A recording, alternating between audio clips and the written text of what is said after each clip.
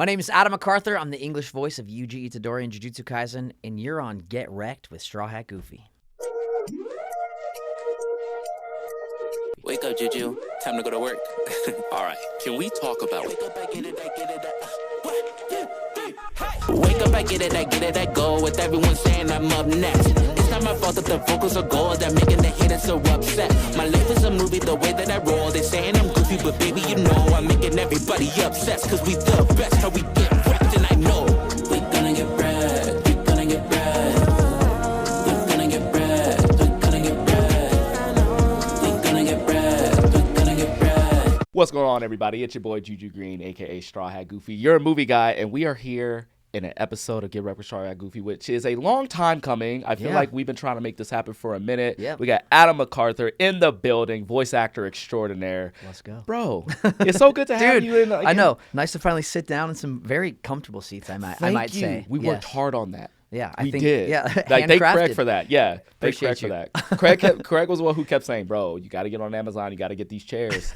Get these chairs going. It's a whole thing. So to hear you give that compliment, yeah, I'm like, Craig was right. Yo, I feel seen. That's what I'm here for. Listen, he is the producer, production designer, interior decorator. You know what I'm saying? He inspired the neon sign. Like, come on. I got two of these things. One in my room, one right here, and it just gives a whole vibe. I love it. It gives a whole vibe. You need one in the back window of your car. Just flash it on and off. Yo. Someone honks, you're like, please. Shut the fuck up.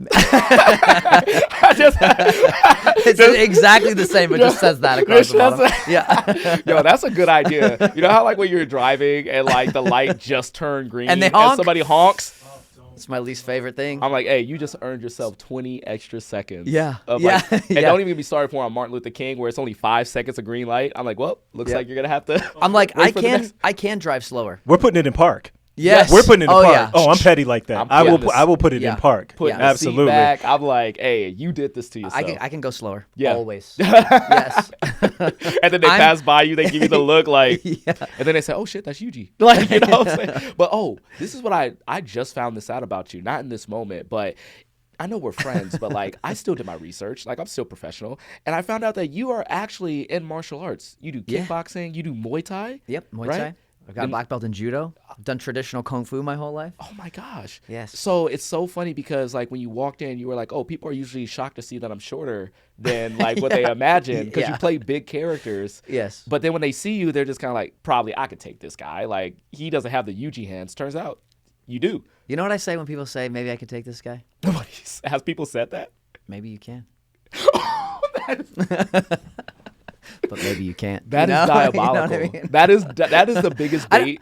To be honest with you, I don't talk about it too much. I mean, it's on my Instagram, and now I'm posting like I am doing some content that's more martial arts related, but I have really kept it for myself for the majority of my life. Like I haven't, like I was telling you earlier, like I've never monetized it. I don't do stunt work. A lot of my friends have gone into stunts and stuff like that. It's really my place of like I can go and shut everything else out. It's really hard to stress about life when someone's trying to punch you in the face. That is true. That is true. So yeah. So I love that about it. It's like it's my zen time. When someone's trying to punch you in the face, that's when you're at your most zen. Yeah. Yeah, you can't think of it because you're only thinking about one thing. All the other stresses of life. I cannot recommend martial arts enough for people. You are constantly activating your fight or flight so that in life when stressors come up and when you're like, you know, feeling like overwhelmed by things, it's a common thing that you've experienced. Yeah. So then it just kind of flows through you a little bit easier. You sound like a fighter. Do I? Like, bro, in all this time we've known each other, there's a switch that just happened. You just activated 10 XP on wiseness. And it was like, hey, the thing about life is you're fight or flight. I was like, who are you right now? Bro, we can talk about so many martial arts like lessons that equate to other areas of your life. My teacher always said you have to be willing to taste the bitter and you have to be willing to be uncomfortable in the uncomfortable. And in the arts, I like that one. And in these things that we're doing, it's applicable, you know? It's like that we've chosen a life that I know we're not out doing physical labor, but like content creation, like doing creative things, voice acting, all this stuff. It's a grind and it's like mentally a grind. I can totally get that, especially when, like, obviously, you're in the booth and you have to convey emotion that is, for the most, all intents and purposes, is mostly your voice. But as I've seen, like, the behind the scenes of you put your body into it as well. Oh yeah, like you get really animated when it comes into it because it's you are Yuji, you are all these characters. You gotta feel that. Like you can't just sit there like hands at your side 100%. and try to do that because you don't do that usually when you talk. You're Right. a very expressive person. Yes. So I want to know, like, in your martial arts experience, those lessons that you talked about, what is a scene, a moment, or a character that is most benefited from the teachings that you got in your physical martial arts? Ooh, I mean, it's so funny because a lot of the characters I play end up doing some kind of martial arts. Of course. Even like, so obviously. Choosing wisely.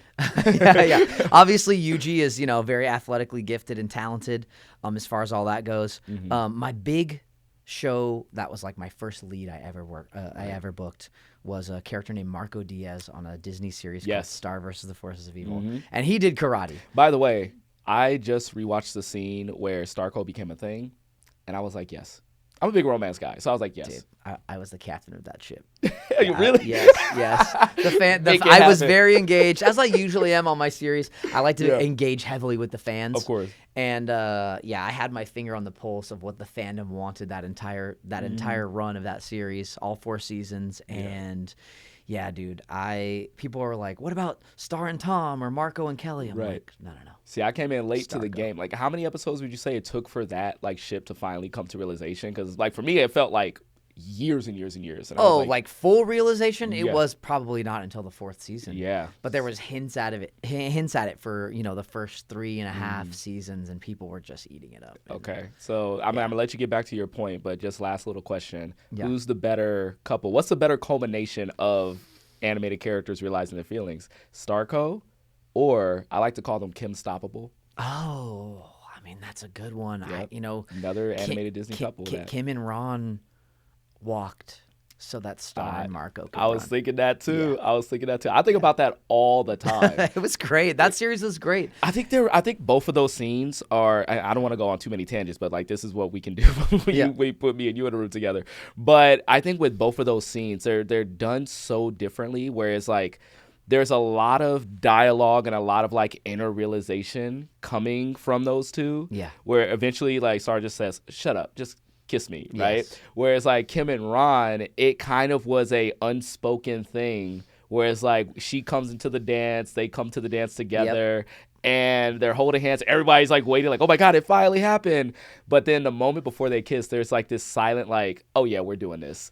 And that's what I like about both of those moments. Yes. And like, I feel, again, I'm like 34, talking about these animated characters. Like, I love it when they get together. It's cute. I love like that. Yes. Right. So I was really happy that you got to have like your own iconic, like, romantic moment. Yeah, but sorry, go ahead. Like we were talking about your the martial arts stuff. Yes. So obviously Marco Diaz did karate. Yuji has all that stuff. I would say kind of both of those characters.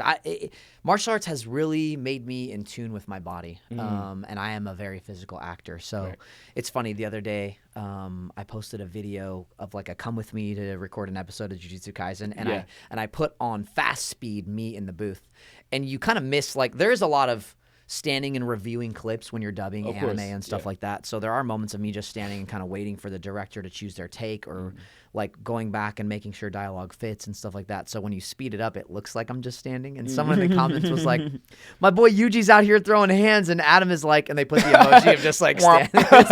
I'm like, no. I promise you. Yeah, I promise you I'm throwing hands. It does help. It does help to just be kind of in tune with that, not only for the physical scenes, but also the emotional scenes. Oh, 100%. Yeah. Yuji is very, it's so funny because Yuji balances like a simplistic wiseness, like a maturity that's kind of weird, like an emotional maturity. Yes. Like when I was starting season 3, the way you say, I've killed so many people. I was like, I feel that in the depths of my soul. Thank you. And it's really cool how you do that because, again, you are very physical. And it could be so easy for him to do typical shonen, just like, I'm going to be the best that I can be. Yeah. But he has this well of emotional complexity that you tap into all the time. So I could feel like those teachings and the zenness. I love that you can feel that. My goal for Yuji, kind of season 2 and beyond was to make all of his emotional moments feel as real as possible. Like you said, there is totally a place for like, you know, the largeness, of course, the larger than life anime pro tag, the Luffy's. Yes. But we'll I talk think, about that in a second. Yeah. Okay. But I do think Yuji is unique in that, you know, we get this wide emotional range. We get him when he's kind of goofy and naive and, you know, using all of his one brain cell to to calculate something. But then you also have this just raw emotion, heart on his sleeve kind of guy. That's my favorite Yuji. It's me too. Yeah. Me too. I really love, I mean, how rare is it in anything animated, whether it's Western animation, anime, or whatever, to get to have these moments that are so raw emotionally. I feel so spoiled to be able to do that as an actor. See, now we can get into this a little bit because I feel like there's so much respect for like voice artists and what you guys do, and obviously you have a huge fan base and it's incredible. But whenever we talk about things like this, when it comes to voice acting and the work that goes into it and finding that emotional depth, I keep thinking to myself, like, where is that best? Well, I think this is appropriate since the Oscars are coming out like really, really soon. I believe this Sunday, I think. This Sunday, yeah. And where's that best voice artist performance Oscar, right? Like, that should have been a thing. That should have been a thing. I agree. Like, yeah, it feels like every single year I have this moment where I sit in my room or in my office or I'm laying in bed and I just run through so many great vocal performances that should have a golden statue attached to it. Yeah. Right? Like, you want to talk about Robin Williams as the genie. You want to talk about even you want to talk about the English dub of like a lot of Studio Ghibli movies. Like, I think Christian Bale for Howl's Moving Castle. He's incredible. Incredible in that, right? Like, I think he owns that. Like, he arguably like owns that role. Yeah. And then like obviously like JJK with their movie coming out, and like you see Demon Slayer's getting like a lot of love. That was nominated for a Golden Globe. Yep. I want to see like voice artists be put onto that. Yeah. And, you know, you can say what you will about like award shows and whether the general public watches that anyway. I think they're doing a great job of like putting that in the view of putting on YouTube and stuff. Yeah. But I think like if we did have like something like a voice artist, you know, Oscar, that would be like really cool. Like, what are your thoughts on that? I'm very curious on it. I mean, I totally agree with you. It's interesting coming out of like the COVID years, 2020. In 2020, I was busier than ever as a voice actor, and it's because everything else shut down, and VO pretty much saved the industry. They weren't shooting anything new live action wise, so they were bringing stuff over like, you know, from Netflix. I was recording shows from Netflix Turkey that they were like their most popular show that they were like, maybe if we dub it and put it on Netflix here, it'll give us more content and stuff like that. That's really cool. So there was that. I mean, JJK started in 2020, but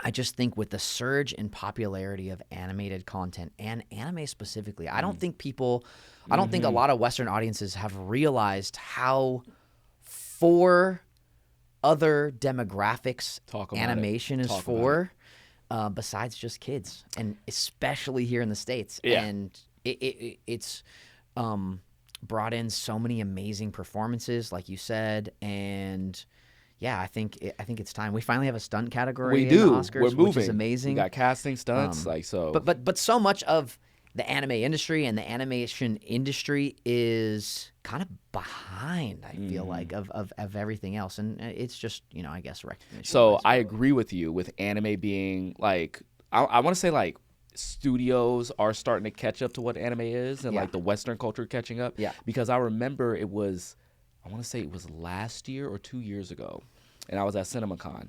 And this is right when Sony had like got into the Crunchyroll game and like was like, hey, we got Crunchyroll now.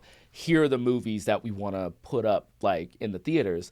And it was JJK, it was Haikyuu, and it was like Demon Slayer and all these type of things. And I remember, I think Sony didn't show any other movies that year. They just talked about Crunchyroll. And like, you know, you have all your industry folks, your press and whatnot. And they spent a good chunk of that presentation explaining how popular anime is and like the metrics and the fans. And they were like, we show up here at Comic-Con and here's the demographics. Like, anime spans these like age ranges and these genders. And it's not just for, it was like literally them trying to convince like, hey, this is a big thing. This is something that we should be on. And I remember there was a moment when they announced the Haikyuu movie, and Haikyuu is like one of my favorite animes of all. Awesome. I love Haikyuu. And so I remember he said like, oh, we have the Haikyuu, the dumpster battle. And I was the only one that was like, wow!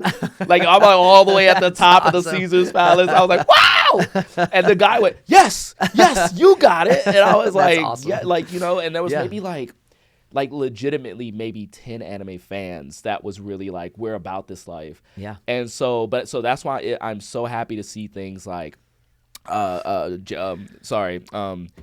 Man like make all that money. What was it, like $600 million? Dude, crazy. That movie was amazing. Crazy, right? Yeah. Like same thing with Demon Slayer, breaking all the records. Yes. Marlon Wayans was like saying like, God dang, fuck Demon Slayer. I know. I saw that. Funny. Well, so I'm a big collector. I collect everything, and I have like all my OG toys from when I was a kid, my Teenage Mutant Ninja Turtles, like all this stuff. And I was talking to a collector at a convention, this guy who kind of has his finger on the pulse of what's going on collector culture-wise. Like ahead of the game, not collecting currently what's popular, but like speculative collecting. Okay. And he was saying, he's like, you know, when you go to conventions, what are people dressed up as now? He said, when I was a kid, it was Batman, Superman, you know, all these things. He's like, now it's Naruto. There is a shift. It's Tanjiro, you see. And so as these kids get older, we're sort of, you know, our age group is, we're collecting what we liked when we were kids. And we're about to see a big shift. But I think, it's just going to continue to get bigger and bigger. I feel like from the production side of things and like from the actor standpoint, I'm constantly fighting an uphill battle to get even the production companies really to like realize what they've got in their hands. Do you think they feel like they're like a little too cool for school in that regard? Like we don't need to do that, we have our fan base, or is it just a hesitancy from them? I think it's so new, they just don't. It's a hesitancy. Okay. It's like they don't know what they have just yet. They don't know what they have. But for me, you know, I'm at conventions like every other weekend. Yeah. Signing, meeting fans, right. and I not even, this is not a thing about myself. This is not a pat on my own back. But if you look at just where people line up at conventions and who they're there to meet, it's the animes. Like, crazy. Bro, like I see those lines for like, you know, I see your line, I see like Ian Sinclair's line, like out the door, dude. Crazy. Like out the door, just as much as like, you know, when you go to see Ewan McGregor, who's there for Star Wars and stuff like that. Yeah. And I think that visual right there, I think there should be like, I don't know. I'm not really sure if there's like usually a mingling of those two things. Usually like the Ewan McGregors and the Marvel actors are the big actors are usually but I think there should be like an intermingling of that. Yeah. Because then you can see just how much they're so in step with like, they have a ton of fans on both sides, right? Yeah. And so maybe just that visual will help people a lot to be like, this is where, I don't want to say this is where we're headed. This is where we've always been. Yeah. But this is now, you know, we can put this like in front of everybody. Like you can see it like next to each other. Yeah. I think that's really cool. Yeah. I have so many thoughts about what I'm going to say right now, but first I'm going to start with a question. Okay. I'm like, what is it? I like preparing people. This is going to be good. What is it? I know this is going to be good. You see him, right? Yes. Is MacArthur a Irish name? Or is it? I've done a 23andMe, and I've always been told that it's Scottish. Scottish? But I think that's the MAC version. Okay. Oh, okay. The MC version is Irish. But my dad's dad apparently changed our spelling multiple times when my dad was a child. Okay. So it could be. It could be. It could be. I could be either. You could be either. Okay. Let's, for the sake of my argument, let's say it's Irish, right? Okay. Let's say this. In the last year, the Irish and the black community have gone hand in hand. Okay? Okay. Okay. Thank you, sinners. Now, I wrote this down. Okay. Okay. Black people love anime. Yes. You have a lot of black friends. Yes. Megan Thee Stallion. Yeah. Okay. Your voice. I feel like I gotta stop you. I was like, all right, where is this going? I'm like, if A equals B and B equals C, then C. Am I black? I'm black. Is that what you're saying? Not quite, but okay. Close. Yeah. Let me let you finish. Close. Could you imagine? Like, are you? Bust out the 23andMe. Like here, charted. We just brought a 23andMe. We took your cotton swab on the way in. We accelerated the process. But Megan Thee Stallion has used your voice in a sample. So now you're effectively a part of Black culture. Yeah. You're ingrained in it. Yes. And also, you were a character in the LeBron animated series. Yes. The LeBrons. Yes. You were basically the Jim Carrey to that in Living Color in that situation. Yes. If that makes sense. Yes. I think it's needless to say, you've had your cookout invite for a while. Yes. And I grew up in the Bay. So and you grew up in the Bay. Yes, I grew up in the Bay. So that I feel like So yeah. I guess this is not so much as a question. Okay. But do you feel that your cookout invite is deserved? This is a test. Do I feel like my cookout, you know what? Deserved? I don't know. I'm appreciative of the cookout invite. Yes. I'm very appreciative of the cookout invite. That is the correct answer. Yeah, mostly because I just like hanging out with everybody. Yeah. You know what I mean? Like, I don't know. I just I love good food. I love good food. I really We love do make good food. You guys, yeah. We do make good food. Yeah. I don't know. To be honest with you, I feel like the cookout invites are kind of like a recent thing. Yeah. Oh, do you? And so, I mean, Yeah. I don't know. It seems like that Yeah. from my perspective a little bit, or at least like an awareness of the cookout invite. Right. I grew up in the Bay, so like I there's things that I didn't realize were that like there was division of or separation of until like more recently. To me, it was just like these are my friends. Yeah. You know what I mean? Yeah. And I also like growing up doing Chinese martial arts. Mm-hmm. Like I celebrated Chinese New Year. I was doing lion dancing every year. So there's just like things like that where I'm like, this was just part of my growing up experience that like I never thought of it as like anything. Of course. You know You what I mean? are like, because I'm going to say this to you, like before I even knew you were a voice actor, I just knew you as cool old Adam. I love that. I had no idea. Do you guys do like lower thirds, like little chirons down below? I need that on my intro. Cool old Adam. And then this will be the payoff to that. Yeah. Yeah. Hey, Ken. Yeah, we can do that. Ken, punch that up, please. Yeah. Ken, punch that up. You got it, Ken. Ken's the editor. But it was like you just have this kind of like on a very personal level, you just have this quality about you that's like plug and play. You do get along with everybody. You're like super chill. I can't remember who introduced us. Like, oh yeah, this our boy Adam. I was like, what's up, bro? Like, how's it going? And we just like sat there, we talked, we hung out. And I don't think it wasn't until we were at New York Comic-Con at Atsuko. I remember this. And he was like, Yeah. oh, yeah, like the voice of Yuji is here. Have you met him? And I was like, no, let me go meet him. And it was you. And I was like, Adam? That's awesome. So it was in that moment I was like, I have one of the coolest friends. Bro, I appreciate that. Out there. I appreciate that. So I appreciate you, man. Like, you know, you do so many cool things. And I just really appreciate like your work ethic. I really appreciate your personality, your personableness, if that's a word. Because I think I also started seeing you like do like TikTok content as well, and I was like, oh yeah, he's a content creator. Cool. Like, that's kind of like an extra thing. I don't even know. I guess these days because I am creating content, I have to say that I'm a content creator. Yeah. You know, you're really good at it. I appreciate that. I'm Yeah. having a lot of fun. I had a buddy who told me. By the way, thank you for all those super kind words. Of course, man. And the feeling is mutual. I think.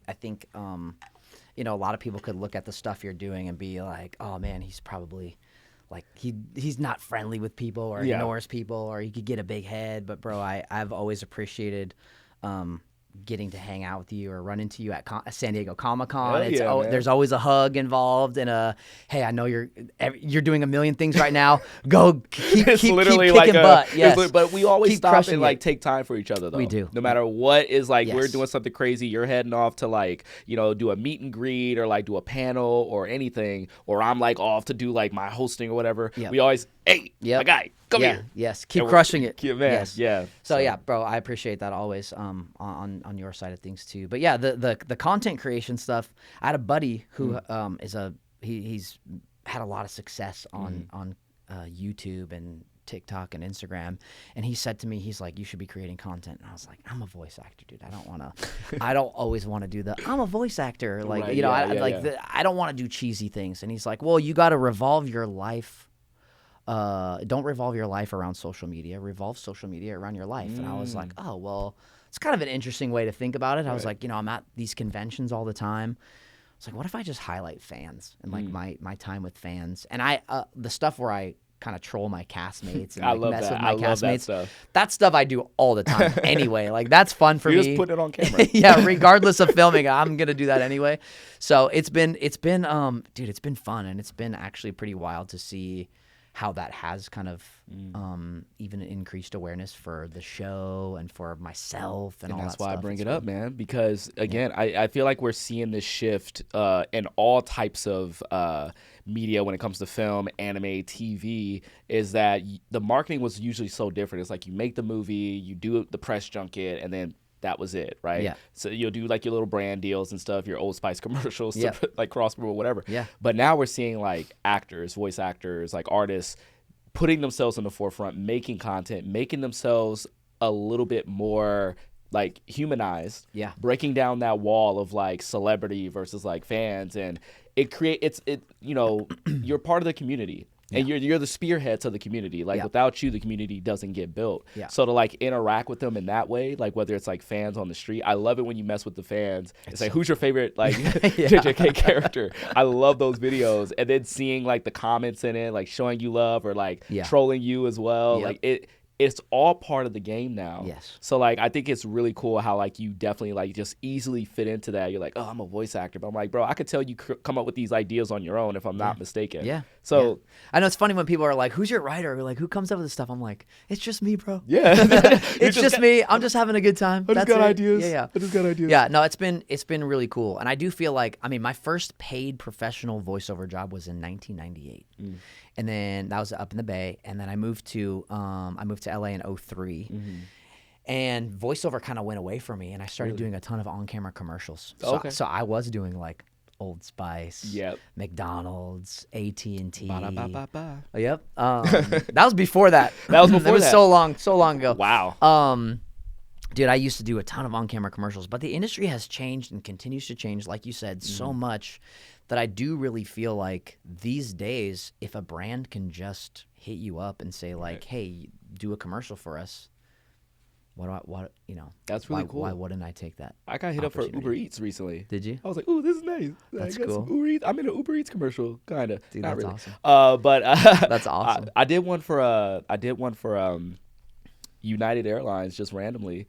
It's random but not random because I don't know if you know this about me, but I used to work in advertising for like 5 years. I do know that. So one of our clients, or I say ours, their clients now is United. Okay. And one of my coworkers literally calls me and says That's like, awesome. hey, we would like for you to play yourself in like in a commercial. Awesome. Yeah. So it was like a really cool That's like very full cool. circle thing. I was hanging out with them on the set, which is hilarious because I didn't go to a lot of sets while I was working there. Yeah. So I was like, so it took me leaving for you to like So that's for me awesome. to travel Bro, with that's you guys. awesome. So like that was really cool. So like it is cool that like, you know, for people like us, content creators, who can like get invited by like these big brands and like do like quick little commercials or like ads for them. It's really, really cool. Yeah. I mentioned a little bit ago, I kept holding this in my mind, and Craig, I want you to pull this up as I'm talking about it. The LeBron animated series. Oh yeah. That series, for those of you guys who don't know, LeBron James had these iconic Nike commercials where he would play different versions of himself. There was the youngin, there was an old one, there was a smooth one. There's business, there's wise, yeah. Yeah, for the Gen Z or Gen Alpha ones, that's where the oh Lord like meme came from. Yeah. Oh yeah, there it is. Listen. What's crazy is actually, so what you're seeing on the Google image search is mostly season 1. Season one was actually really good. Yes. It was. What do you got to say about season 2? Season 2 was awful. It was bad. It was bad. We're talking about that. Yeah. So we can talk about that because season 1 was launched on YouTube. They released. It was like a mini series. It was a mini series they released on YouTube. It was all 2D animated. They had an amazing studio. They had a great crew of voice actors. Yeah. Andrew Kishino was in there. You've heard Kish and everything. He's also an old school hip hop guy from East Coast Canada. Dempsey Papillon was in there. Ooh, cool.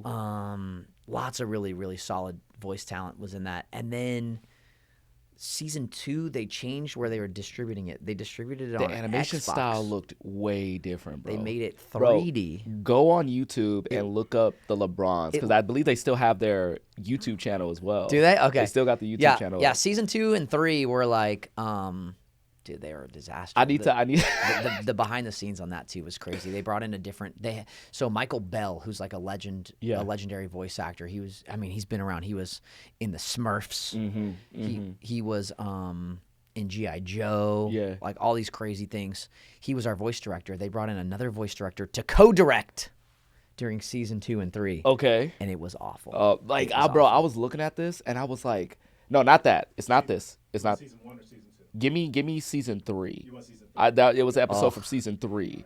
Because I was like, what is this? Yeah. It looked like a CD-ROM. The Sims. It looked like The Sims. The Sims. Yep. I was like, who took The Sims and put LeBron in there? Yes. I remember going into studio to record, and I was like, come on.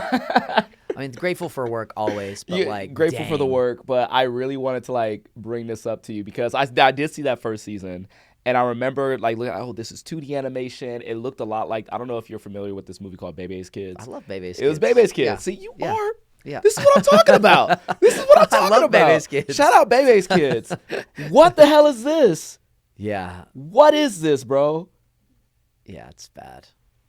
Oh. To be honest with you, when I'm looking at it right now, it's actually not as bad as I remember. I feel like I remember it being way worse. I mean, this is bad. No, this is pretty bad. But this is... This just compared to season 1 too. Season 1. When you compare it to good. season 1, that's when you really go what the actual fuck? Yeah, season 1 had like a Bebe's Kids, Proud Family vibe for yeah, sure. it was really good. Here, I tell you, this is The Sims. Oh, You yeah. know It know does what? look so I know bad. what this looks like. What? It looks like the first animated straight to VHS Barbie movies. Yes, probably the same animation studio. It's the same animation studio. Look at my guy. Look at your guy. Hold up. Go back. Wait, we're gonna pause it on your guy. This is why I say you're the Jim Carrey of the In Living Color. Yeah. Because look, they even try to pause it. This is that they even try to give you I got black friends vibe. Why am I in a green polo, dude? You with the green polo? Why would they put green with with blonde hair? That yellow hair, that just looks bad, bro. You know who you look like? You look like what's his name from Static Shock? Static's best friend. Oh. I was gonna say Wade, but that's impossible. But you look like I can't remember his name. To me, right there, he looks like a bleach blonde Daniel Radcliffe looking. Harry Potter. It's bad. Pull up season 1. Show him what he looked like in season 1. Yes, pull up season 1. Oh my God, he does look like if Draco and Harry Potter had a love child. I was the only white guy in that cast. You and were? Literally any side characters, if they had a white bully or whatever, that was me. That was I'm literally. I always joke. I'm like, yeah, the LeBrons. I was all the white guys. I was every white guy. That's not it. That's not it. But whatever that is probably amazing. That is wild. Did you ever get to meet LeBron off of that? I was in a photo with LeBron. I didn't get to shake his hand or meet him. He didn't do most of his own voice work in that series. I could tell. Yeah, I could tell. He didn't do most of it. Dempsey Papillon was his voice match for that. Got it. But at the very least, man, if he's gonna make you every white character, at the very least, I know. he can give At least say what's up. a sup. Yeah. You know what I'm saying? Yeah. See, this is like that. This animation style still this holds up. this is way. Yeah, look at me. well. Look at me. Look is at that. way Look at that. better. Good. Look at that coif. That hair. Hold on, go coif. back. Let's see our boy. I would watch this show today. Still. And honestly, they all had really good lessons. Mm-hmm. And a lot of people, I still meet people at conventions who reference this show really? and say yeah, I get my kids to watch it and blah blah blah. Look at that guy. Man. That's a good set of hair, man. Look at that guy. That's a good set of hair. And it's like he's still very much himself. He's not trying to be nobody else. Like that coif, saying everything What there. did they turn him into, man? Glasses kind of stylish. A little you know what I'm stylish. saying? A little stylish. Every black animated show needs a Zoe. because they come through every single time. The season 1 rap party. So after this season, the season 1 rap party on this series was crazy. Okay. Mark Cuban was there. Oh shoot. Brian Glazer was there. Yeah. It had like the who's who of Hollywood. Yeah. Stars, and it was like they don't make rap parties like that for animated series ever. Right. I mean, it's LeBron's But for like that one, it animated was series. huge. You gotta like bring everybody out. LeBron was there. That's the photo. That's where we took the photo. I was in with him. I see. Look, I would have walked over and said like, "Hey, man, I'm your white characters. Yeah. I'm your white conscience." You see him right here, though. Oh, See that? Yep. Look at that. Yeah. Yeah. Look at that. Yeah, Look at that. He's calculating He's something. no, that's Riz right there, bro. Yeah. Look, he got the eyebrow raised. He like you could tell he said "shouty." Yeah. He said "shouty." I think he said it right before this little screen grab. There's a thing in the JJK community, Hood JJK. Are you familiar with Hood JJK? I am familiar with Hood JJK. So Rap So Petty does Hood JJK, and he came. I met him at we have like a great rapport. I've seen him at conventions a couple of times now, and we made a video where I said that I was gonna try and make a move, into JJK season 3, and all the time people comment on that video and they're like, you got to do it. You got to do it. So you're going to do it, right? I'll post another video completely unrelated. Yeah. When are you going to say make a move? Like it's so funny. I feel like Eric probably said on the basketball court, you know make what? a move, You know what?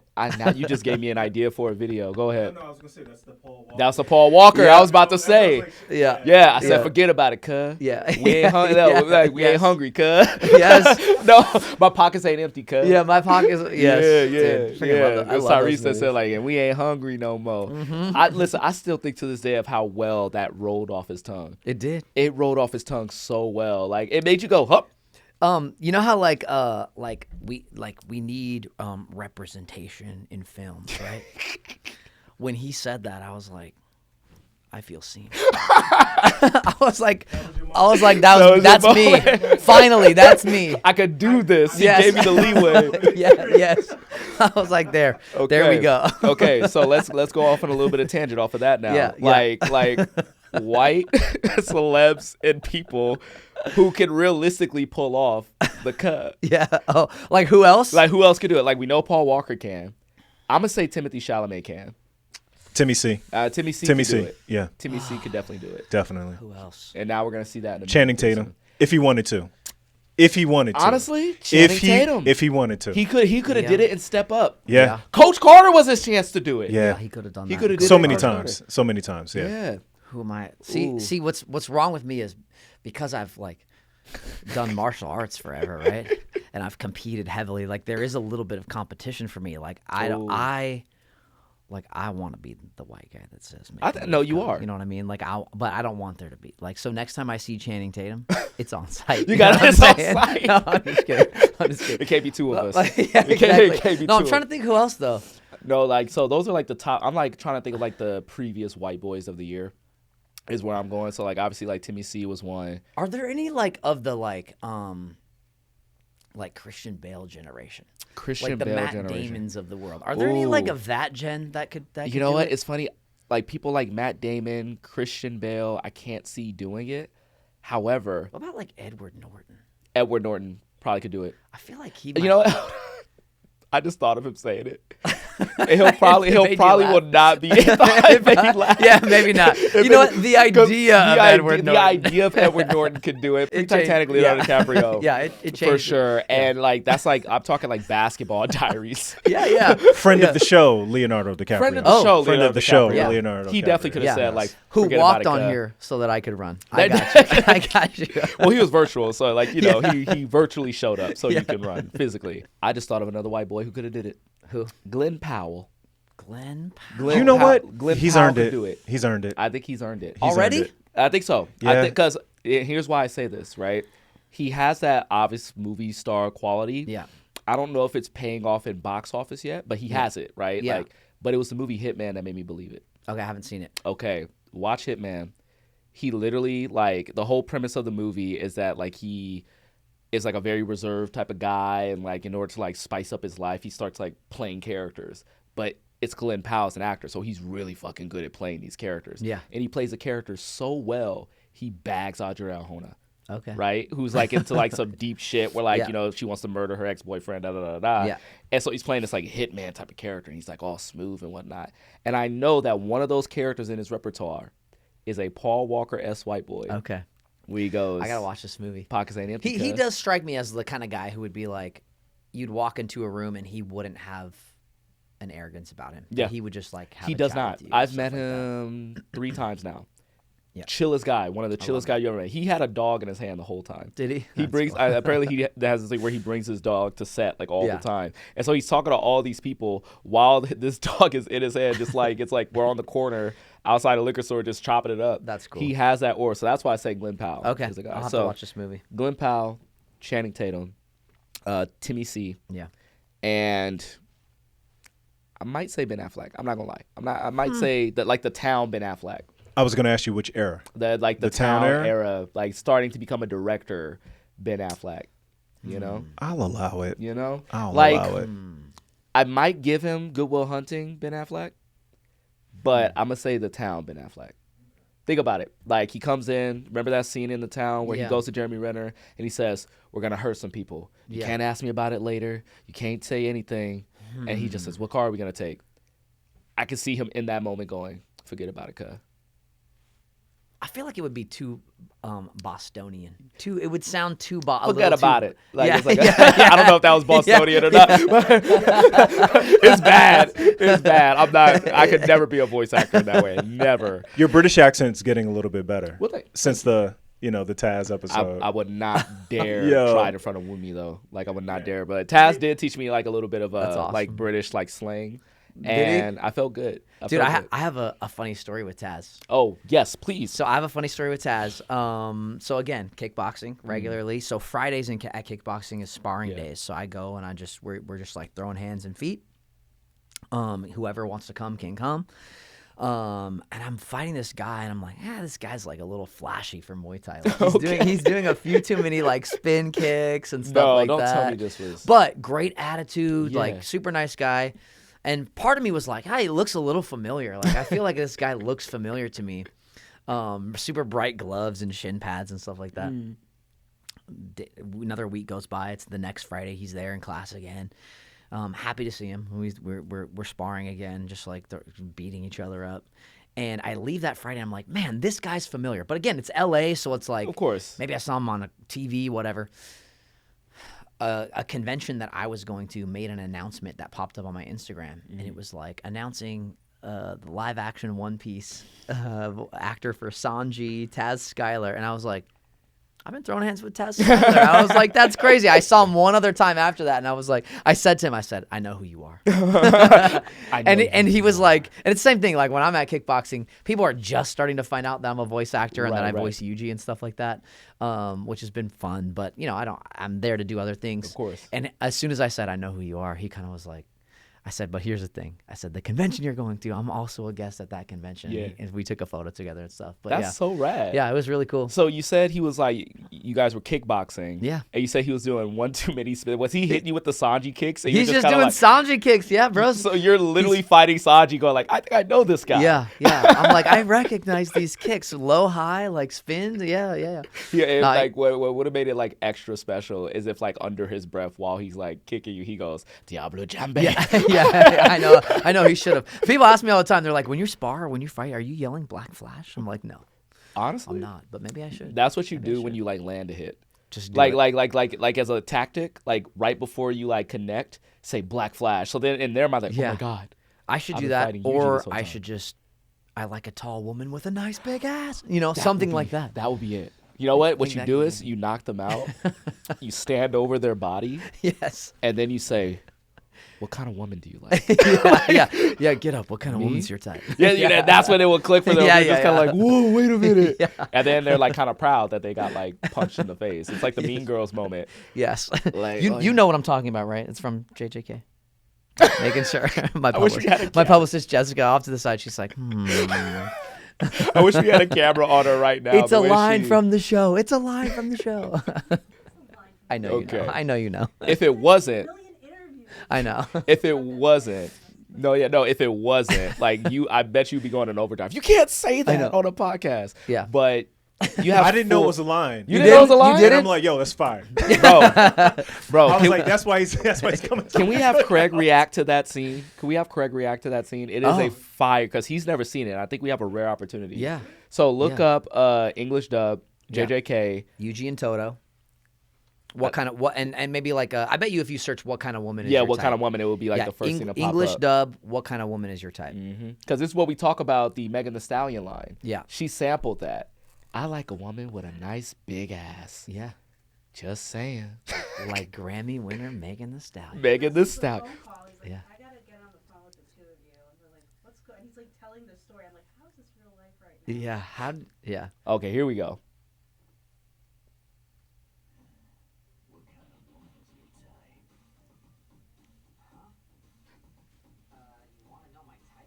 They're mid-fight.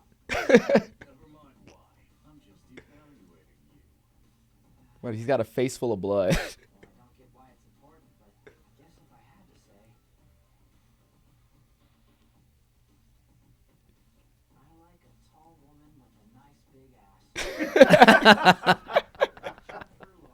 Jennifer Lawrence. Listen, I love Jennifer Lawrence. She was my Woman Crush Wednesday for 3 years running. Every Wednesday. She's amazing. I love Jennifer Lawrence. Hope we could talk to her sometime. She's not who I think of when I think of a nice big tall woman with a nice big ass. No. So here's the thing. So I'm very curious what Okay. So this scene comes out in 2021, okay? Yeah. So we're all still kind of home. The first season of JJK we all recorded from home pretty much. So this episode comes out, and again, I just sort of am paying attention to what people are saying online and stuff like that. And there's someone else people are mentioning often, and it is Megan Thee Stallion. So I'm like, oh, that would be a really funny video. This is before I was doing content regularly. Okay. I was like, this would be a really funny video. So I redubbed myself. I clipped it. I went in, erased myself, and redubbed it, saying, and there's one other scene where he says, he's introducing himself to the principal of Jujutsu Kaisen in episode 1 or 2, and he says, "My name's Yuji Itadori. I'm into girls like Jennifer Lawrence. It's an honor." He says that, so we know he likes Jennifer Lawrence early on. So that one I redubbed first, and I said, "My name's Yuji Itadori. I'm into girls like Megan Thee Stallion. It's an honor." And I posted that on TikTok, and it did numbers. I mean, it was a couple million views in a day or two. Right. And it did so well, I made a second one, and in that one, it was this scene that we just saw. And I said, he said, "What kind of woman's your type?" I said, "I like a tall woman with a nice big ass." Just saying, she had just won the Grammy. Yep, and perfect. I was like Grammy winner Megan Thee Stallion. And I milked that, and I posted that on my TikTok. It also did numbers, but when I posted it, I was telling everyone I knew, I was like, it would be silly of her to not cut this and use that as the intro. Golden opportunity. Yes. And it lived on my TikTok from 2021 until 2024 when the song came out. And I didn't know until everyone else knew that it had been licensed and used in this song. Wow. And I was sitting at home, and all of a sudden my phone started blowing up. I'm like, what the heck? I don't have social notifications on. It was like my phone started blowing up via text. Oh, wow. And I was like, what is going on? Everyone, congratulations. This is crazy. And then I log on Twitter, and it was 99 plus, on the notifications. I'm like, what the heck? And I'm like, oh my God. You made it. Megan Thee Stallion used my voice on one of her tracks. I'm a rap god. You're a rap god?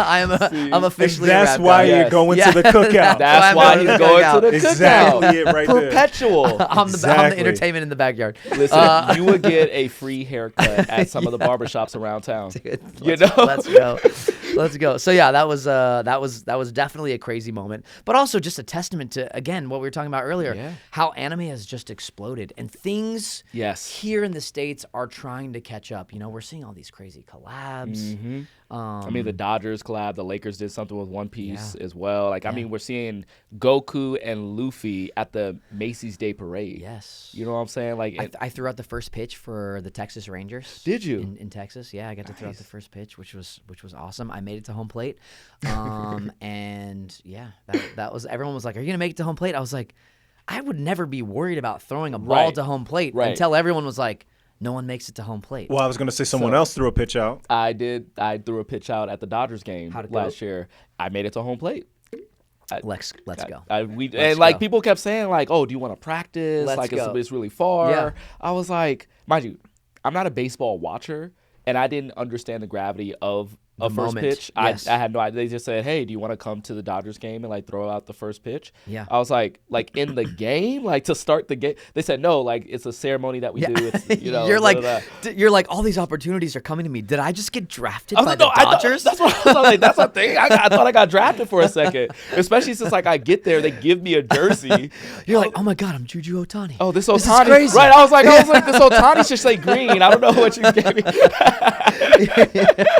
I was like, this is a wrong last name. Who's Otani? Yeah. Right? Then I learned a lot about Otani Yes. that day. I was like, wow, he's basically the GOAT. Yes, But dude, that's awesome. But they were like, yeah, man, like you should practice and warm your arm up. Yeah. And so I go down there and I'm just like tossing the ball, and they're like, oh, so you need to stop because you could blow your arm out before, and it will get really embarrassing for you. I was like, these are all things you have to worry about. Yeah. But we made it to home plate. Let's It looked go. good. Came out great.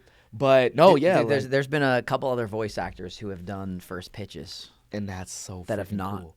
gone That have so not well. gone? No. I saw Stephen A. throw out first pitch. Like I started looking up first pitches from other people to see how big it was. Yeah. And I saw Stephen A. Smith throw one. It did not go well. No. It did not go well. I don't even think it got halfway. I'm trying to think who else I've seen not. There's been, I mean, obviously there's been some great first pitches, and there's been a lot that have not gone well. I'm just thankful that I made it to home base. Yeah. And the first try It's a moment. It was good. But even like in terms of like what you were saying of like, you know, there's so many collaborations with anime and everything. Like even when it comes to inspiration in larger film, like obviously one of the biggest ones is the Akira bike slide, right? That's just like you can see montages 7 minutes long of like so many different ones. Yeah. And people like Michael B. Jordan, who like makes it a point to like make his outfit into the Vegeta Saiyan outfit in Black Panther, and like literally recreating fight scenes in Creed 3 and things of that sort. Like I just saw a video of him with Austin Butler and Paul Mescal, and he was literally like watching My Hero. That's awesome. Which you're in. Like explaining, like, yeah, man. So oh, that's right. They were looking on the phone, they right? And they were all sitting on the couch next to each other. Literally, he's like explaining, like, you know, anime to him. Yeah. And I was actually fortunate enough to hang out with them like 2 days after that video released. This was like for like a Sinners, like the Music of Sinners like party that we were at. And, you know, Mike was there and, you know, we got to talking about anime, and he started going like, I'd say like, yeah, man, I saw that video with you and Austin and Paul. He was like, yeah, it was like actually, it was like, that was my chance to like get them in. Yeah. He said, Paul, like he said he was going to watch it. He hasn't gotten back to him, but he said, Austin still texts him all the time, like where he's at and stuff like that. My Hero is amazing, bro. I was gonna say like working on My Hero, like how was it to be a part of that? Because that's like a lot. Like that's my starter anime to get people in. That's a great starter anime. It is. I mean, it was amazing. I'm salty that I was a villain and not a hero. I love that show so much, and I am a good. Like I always want to be the good guys. I think that it's just more fun to be a good guy. At some point, it will be fun to do a villain. You had a good power, though. But yeah, his power was good. Yeah. Insight, I think, was his thing. Mm-hmm. It's just such an amazing. The manga was amazing. Mm-hmm. That series was amazing. It actually is what made me want to do anime. Really, that one? Yeah, I love that. So I in 2019 when Star vs. the Forces of Evil was ending. So I worked on that Disney show from 2013 to 2019. Right. I started in 2013, but it premiered in 2015. In 2019, when it was ending, I was like, dang, like, all right. What am I going to do? What am I going to do? You know, like some people get to be a lead on a show once, and that's it. You know, you get your chance one time. Of course, I'm thankful for it, but it was just a moment of like, all right, will I ever have this chance again? You know, and I was thinking about it, and I was watching My Hero Academia, and I was like, man, these actors are amazing. The dub of My Hero Academia is incredible. And I was like, I wonder why I never auditioned for anime. So I hit up my agent, and he was like, yeah, this reason, that reason. Historically, the pay for anime is not good. Right. And that's a big reason why a lot of it is recorded locally in Dallas. That's kind of where Crunchyroll's hub for recording is. Got it. There are anime that are recorded here in LA, but just not as many. That's really cool, man. Like, and I don't really like think about a lot of this stuff like that because, like, do a lot of like consuming of anime versus like seeing like the behind the scenes. I'm getting more into that now. Yeah. Like especially like knowing you and knowing Zeno. So now I feel like I have a main line into the world. Dude, it's a crazy world, to be honest with you. I mean, so for something like Jujutsu Kaisen, our dub is 2 weeks behind the sub. And when you see a sub episode, people are always like, "Oh, are you done recording season 3? Have you finished recording?" And I'm like, "No, we record week to week." So when you see an episode release in sub, the next week we're in studio recording it, and the next week it's on TV. Okay. So there is about, with like, you know, a day or two on the tail and front end, there's about a week and a half of production time. Okay. On every dub episode you see, and we're talking about from recording all the actors, adapting the script to English from Japanese. Sound design, all that stuff. So the process we're working in is like, I mean, it's a total pressure cooker. My gosh. Like, it's so fast. When we're in the booth, you know, if I'm watching a monologue from Inoki-san, Yuji's Japanese seiyuu, I'll watch it once in Japanese. They take out the Japanese and then I fill it in English, and I'll get maybe 2 takes. Okay. Maybe 3 takes. So it's like, it's just clipped along such a fast pace. Right. Which is kind of, again, it's like, when will they see how big this stuff is to then maybe give us more time?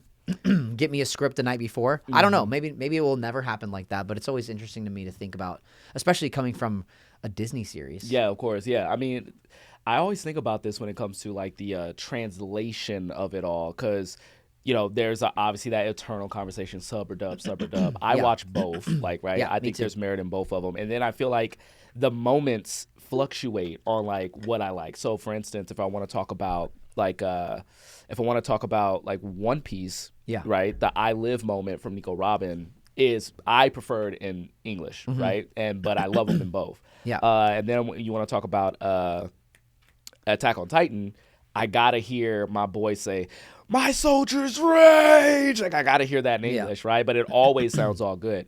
But what I love about the translation is that it's never like a straight one-to-one of what is said in Japanese to what is said in English. Yeah. And it almost gives you like a separate experience, a separate feeling. Totally. So like how strict are they when it comes to like adapting it from Japanese to English? Do you have room to, like, how much room do you have to play when it comes to adapting? Not a ton. Not a ton. Because for English, we're locked to picture. So picture doesn't change for when we record. So that is always kind of one of the things that's stacked against us. So, I mean, I would say, though, they do remain pretty faithful to the source material and to the Japanese. There are very few times when it's like, there's no way this is going to work. Right. You know, there's I will say, with the JJK cast, like with the English cast, we know what we have in our hands. Yeah. So we all read the manga, so we know the source material there. Right. We're watching it in sub before we go in and record in English. So if there's anything, and then the sub changes stuff sometimes too, where it's like, this isn't what it was like in the manga. Yeah. We got to tweak this, you know, to be more faithful to what people are kind of expecting. So there is a little bit of wiggle room, and we do try and change things. What's interesting is, and there's a character coming up later in season 3 named Takaba, and Takaba is one of my favorite sorcerers in Jujutsu Kaisen. Okay. He's a comedian, but a lot of his comedy comes from comedic references that are very Japanese. And so, and a lot of his humor comes from it being funny in Japanese. Right. So it'll be interesting to see. How do you adapt that to like the English? Yes. It's like I remember I watched this documentary a long time ago. It might have been when I was in college, but it was this documentary about the adapting of Seinfeld. I want to say it was like in Turkey or something like that. And they were trying to like just do the English jokes there, but it was just not hitting. It was not landing at all. Yeah. And it was like, oh, how is this great once-in-a-generation show not translated to this? They don't like it, and so they had to like rejigger it for the Turkish sensitivity. It's almost like the Shrek thing, right? Like, a lot of you, I'm sure you've heard, Shrek in Spanish apparently is funnier than Shrek in English. That's hilarious. I'm missing out because I don't speak Spanish. Yes. So, but I'm going to learn just so I can watch that Shrek in Spanish. ¿Quieres hablar español? Porque me gusta practicar mi español. Oh, my God. I didn't know you spoke Spanish. Only a little bit. Only a little bit. See, Hablo español como una persona en el grado 5. I speak Spanish. 5. like a person in 5th grade. I've got maybe like a junior high school level. Okay, Spanish. I mean that works though. Yeah. It's like you'll just be the baby in every room you're Yeah, in. yeah. Just Dude, a little I Spanish I baby. keep telling people I'm gonna personally, I've taken it upon myself to end the sub versus dub debate by being in other languages versions. See, you're pulling an Iñaki Godoy in One Piece. Yeah. Where I was like, when you get to the point where you can do both, Yeah. that's actually really cool. Yeah, there's a video game I'm on called Date Everything, and actually, I heard about this one. so Robbie Damon, who's Megami in JJK, Ray Chase, who's Sukuna and Choso, they started a video game company called Sassy Chap Games, and they hired all of their friends, to be in this game, and it's a dating sim. Yeah. Where you can date any object in your house, but you can personify it, so you can turn it into a person. But that's like, cool. like if this is the room, like the water bottle has a voice actor, the mic, the chair, Yeah. the neon sign. Who like are you? What were you? I'm the trash can.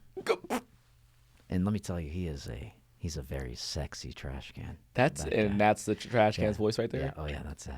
I date this trash Yeah, can. he's a very spicy trash can. Yeah. He's definitely my spiciest character to date. But Filled with a lot of content. yes, I think there's some hope that they are going to localize it in Japanese at some point. Okay. And I've told Robbie, I said, listen, if it's a character, all he has to do is repeat one word. I'll say the same word over and over. I'll learn a Japanese sentence or a word. Yeah. Put me in there so that I can say I'm the Japanese voice and I'm the English voice. That's actually of the pretty same sick. character. Honestly, I think that would be cool. Feat. That's a feat right there. I think that would be cool. It is not a Get Wrecked with Straw Hat Goofy episode if we don't talk a little bit about One Piece. And we actually have leeway because we've been talking about anime this whole time. Yeah. When are you going to be in One Piece, man? You've been in so many cool things. When is that happening? Dude, from your lips to God's ears, I think, listen, anything's possible. Yeah. It is recorded in Crunchyroll, Texas. Emily, the director, is amazing. And I think she has cast some amazing people in this series. I think anything's possible. I think it's possible. So let's do this right now because a lot of times we'll talk to whoever's sitting there and we give them like characters to play. Okay. Jack O'Connell, who's in Sinners, is Remick. Yeah. He is now, I want to say, because of us, in the front running to play Don Quixote do Flamingo. He says he wants to do it. Yeah. And we had David Dismouch in here. Yeah. He expressed that he wanted to be on it. Now he's in the live action. Yeah. So we're going to get you a role in One Piece, man. Let's do it. So let's see. I'm thinking of like future characters, thinking of future arcs. And I'm wondering, I'm trying to like get your vibe. And I'm also thinking like your trash can voice too. Yeah. Oh, someone a little sexy. So someone a little sexy. Yeah. Oh. Chat, let me know. Loki. Prince Loki of Elbaf. Okay. I think you can crush. Look up Prince Loki in Prince Elbaf. Loki. Yeah, I need to see. Badass. Having a big moment in the anime in the manga right now. Okay. Like I'm not caught up. you're not caught up. I'm not caught up. That's all I'm gonna say is like Loki is a freaking monster, like of a character. But he's very like the way his voice sounds. I'm gonna be a very terrible voice actor right now, but it's giving like a little ha ha ha, like Prince Loki, like like that's my interpretation. Yeah. Don't look up that one. Look up the big giant pink hair dude. Don't look up the silhouette because that's Loki as he was first mentioned. He looks cool. He is so freaking cool. You want me to give you the lowdown on this character? Yeah, give me the lowdown. So Prince Loki is of the land of the giants. He is the Prince of Elbaf. Okay. He was the son of Prince Harold, right? He is, as you could tell, like Loki the Accursed. He lives in the underworld. All the other giants fear him. Cool. But Luffy meets him, and he's literally at the bottom of Elbaf, which, by the way, like the way Oda portrays scale in that manga is insane because it's a giant world, right? Yeah. So you'll see these giant landscapes that to your eyes, you're like, oh, this is like, a regular like tree and like that's a garden, whatever. But then he'll show you like the straw hats in comparison, and they're like right there. So small. And you're just so like, cool. oh, it's so dope. So, That's but so Loki. cool. So I'm gonna give you like a little. So Yeah. this is Luffy. Okay. This is a giant. That's Loki. Okay. Cool. So Loki's a big son of a gun. Yeah. He is tied up with sea prism stone at the bottom of all of Elbaf, and his eyes are covered, and Luffy like lands on like his toe. Okay. And everyone told him like, yo, do not free him, do not talk to him, like that is the most evil. He killed the king. Like, he killed his dad. Yeah. That's how bad this guy is. Luffy's like, I think he's pretty cool. Yeah. I love it. I think he's pretty good. So immediately when Luffy thinks somebody is cool, you're like, oh, there's more to this guy. Yeah. I'm not going to tell you anything out of that. Okay. But Loki is a freaking monster. Like, he immediately rose to, like, at least top 3 in the verse in power. Okay. Like, and I like him a lot. Like, Let's go. Loki's All right. great. Prince Loki. Let's go. Prince Loki, Adam MacArthur for Prince Loki. You heard it here first. You heard it here first. Let's do it. All right. So I think that's about all the time that we have, man. Like, I wish we had. Honestly, we could have kept going. I don't know what else you got today. But we got to get ready for another special guest who's coming in. So when you guys watch these episodes back to back, you'll see me in the same clothes because, you know, we're busy over here. Represent. Come on, hold on. Go. I can't believe I forgot to do this. I forgot to do this whole show. I was looking for the right moment, actually. It's right now. There's no better moment than right now. The moment is right now. You got the. Oh, look at these. Oh, you got the. It's not completely one-to-one. You got the Gojo glasses. But. Dude, you look so good. Do I look good? You're the strongest. Thank you. You're the strongest. See, look at this. These are the moments right here. Yeah. This is why we start the show. This is good. This is good, man. But I also have something. Wait, Just what? kidding, I don't. I wish I did. That would have been a good moment to have something. It would have been a good moment to have something. Yeah. You know what? Now we're gonna have something for each other next time we see Next each other. time. Okay. I got you. Okay. All right. Thank you so much for coming, Dude, bro. thank you for having me. Always great just hanging out. That chair is always your chair if you want it to be. Appreciate So that, come dude. through anytime. Let's go. And as always, guys, if you like talking about movies, if you like talking about anime and One Piece and JJK and anything you want to talk about, anything pop culture, can I be your movie guy?